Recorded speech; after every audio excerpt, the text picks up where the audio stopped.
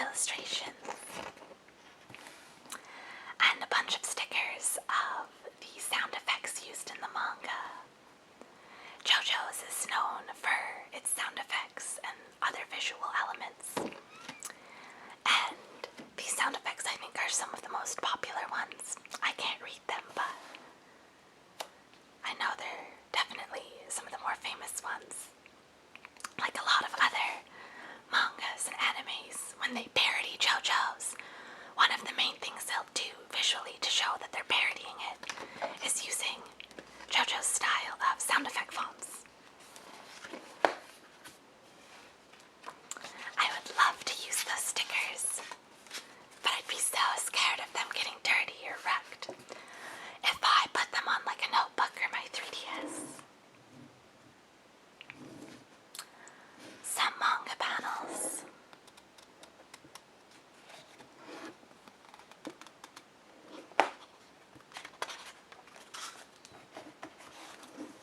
More panels from the manga.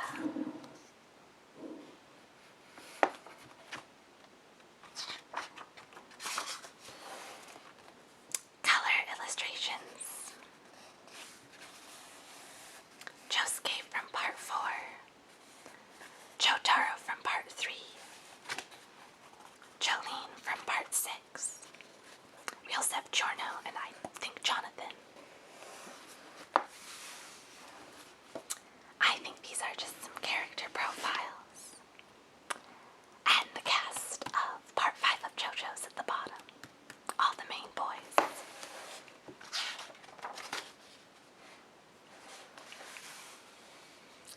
More snippets of panels.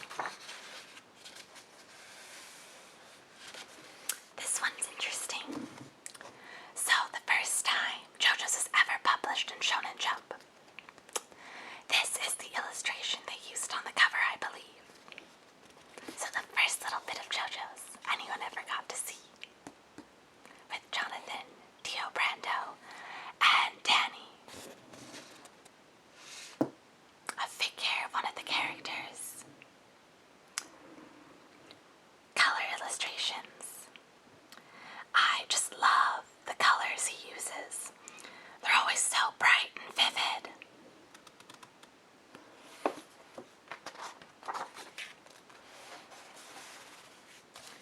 A prop of one of the main items in part 4 of JoJo's and a little bit of part 5. It's very important to the story. I think these are bits and pieces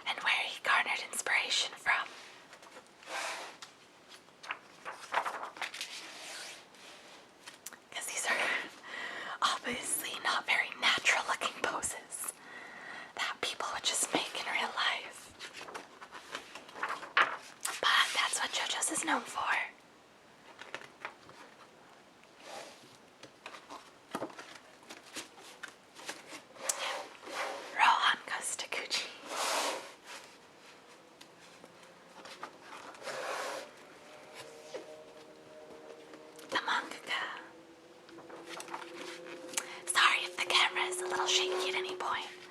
The tripod is really close to my chair, so I might be bumping it.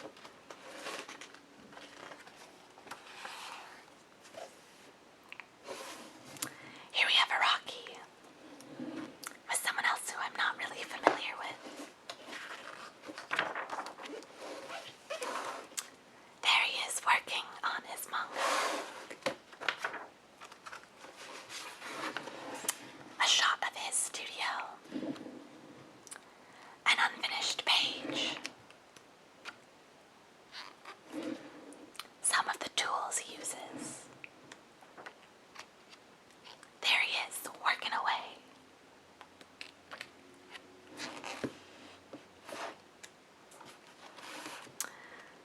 Illustration by someone who isn't him. I think a lot of this art book focuses on interviews.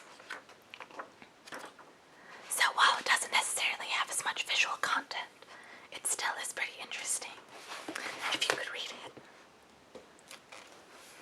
There he is celebrating with a cake with Rohan on it.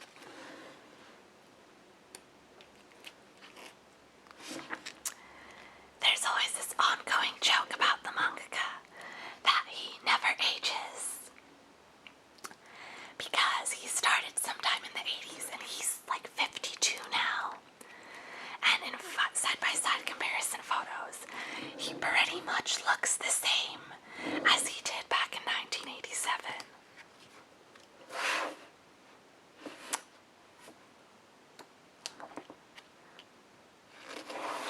And I think this magazine came out in like 2012. And he's looking pretty darn good for being in his late 50s, early 50s, late 40s, excuse me. Here he is going to Gucci. He did a bunch of illustrations for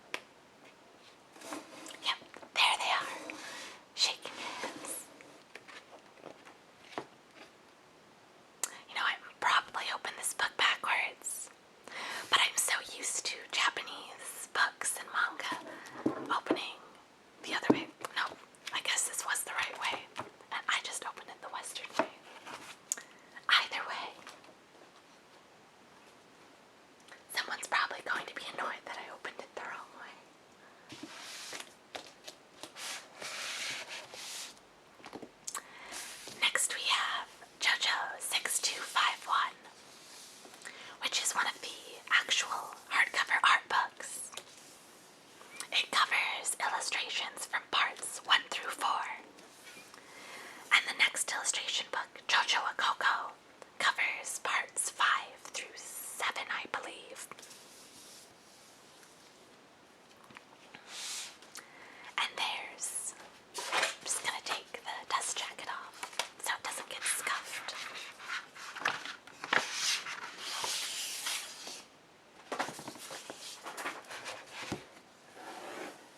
Here in all its naked glory. Oh, what was I saying? The next art book is called JoJonium, and it is huge. It is like the size of an elementary schooler's desk. It's so large, it comes in like a big hardcover box set. It has multiple books and also a DVD. It retails for about like $300 at my local Japanese bookstore, which makes sense due to import fees and the fact that it's, I think, a little bit older, like a year or two old.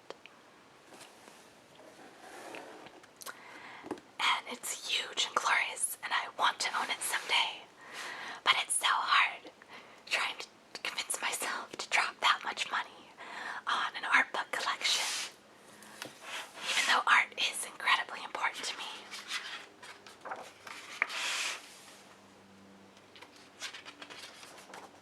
And I opened it upside down.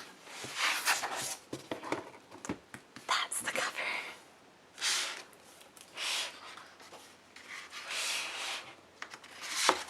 So we have a fold-out illustration of all of the main characters from parts 1 through 4. Jotaro, Jonathan, Joseph, and Josuke. With a really beautiful, incredibly large fold-out illustration in the middle that shows the majority of the characters from parts 1 through 4.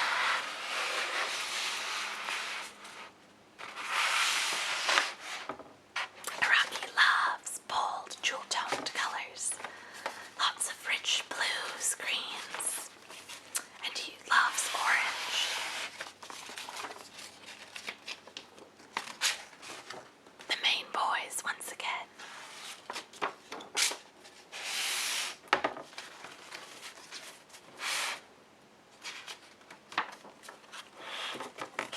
So we start with the illustrations for part 1, with the main character, Jonathan.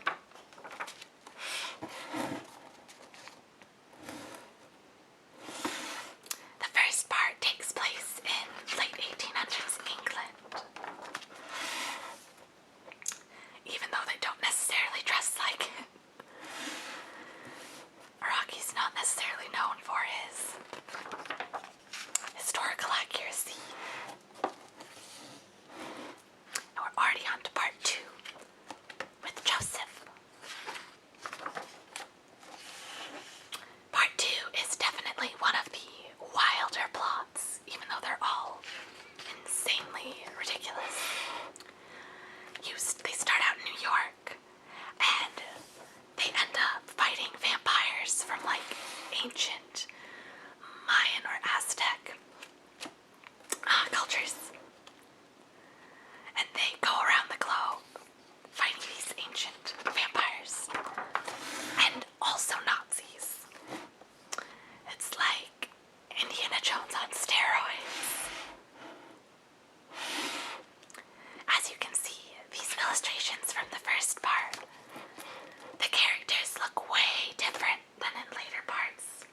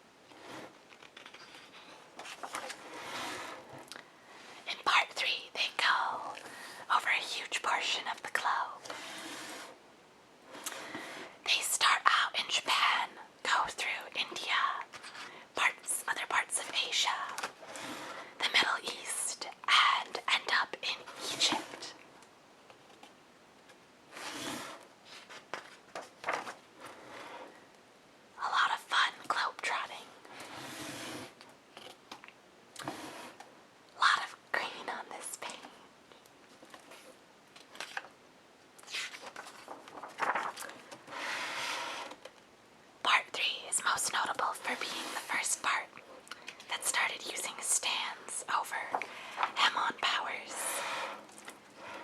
And it also features the same villain from the first part. It also has tarot involved in the story. All of the main characters and all of the antagonists they fight are all represented by a tarot card, and some of the later villains are represented by Egyptian gods and goddesses. I love the art style he used. For the tarot cards, it's so unique and really stylish in the color choices and the shapes, using a lot of symbolism for each of the tarot's meanings. And here are the Egyptian gods and goddesses.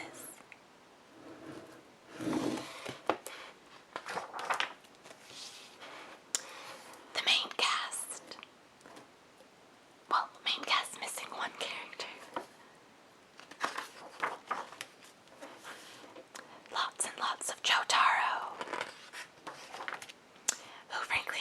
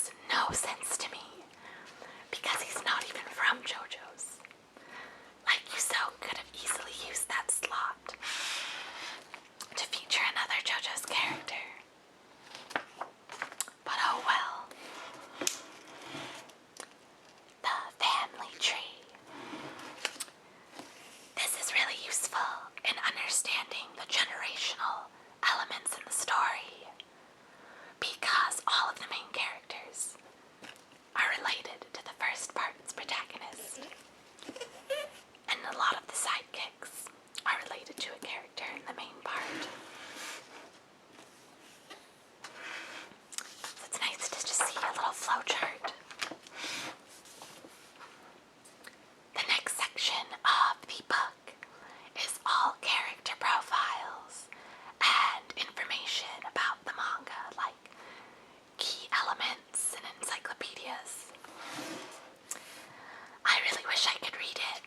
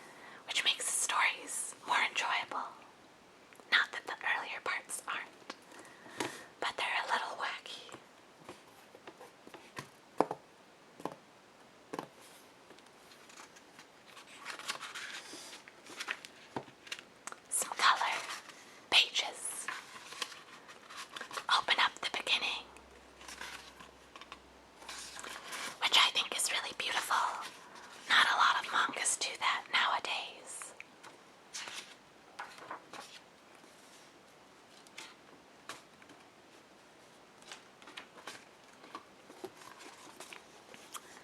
And throughout the manga, there are also more semi-colored pages, which I think is really nice. Just makes it a little more interesting than your regular old manga volume.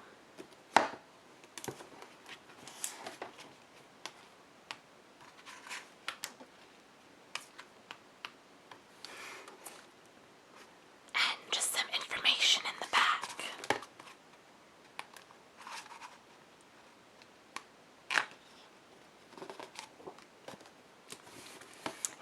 These are really beautiful.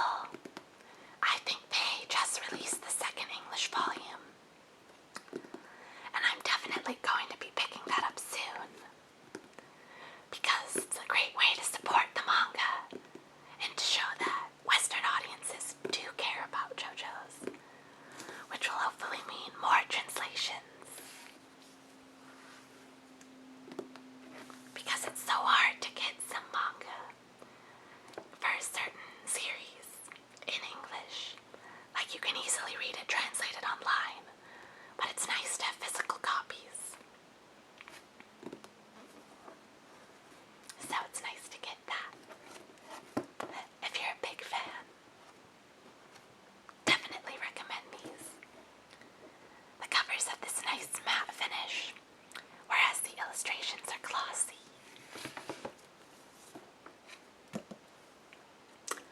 So I hope you enjoyed this video.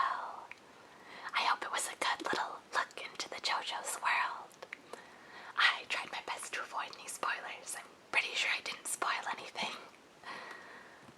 But if you liked what you saw, I'd definitely say check it out.